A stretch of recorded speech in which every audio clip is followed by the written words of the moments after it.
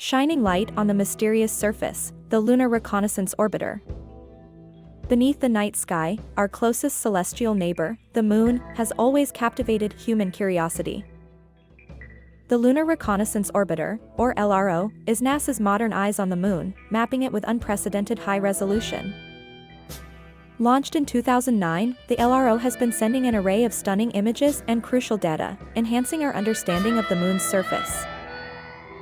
Using a suite of sophisticated instruments, the orbiter measures temperature, illuminates shadows, and captures breathtaking imagery of lunar landscapes. This detailed mapping has also been instrumental in planning future human and robotic missions, identifying safe landing sites and potential lunar resources. The LRO's contribution extends beyond scientific exploration.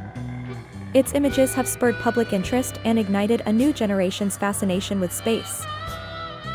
With every lunar sunrise captured, the LRO continues its moonlit journey, reshaping our knowledge of the Moon, one high-resolution image at a time.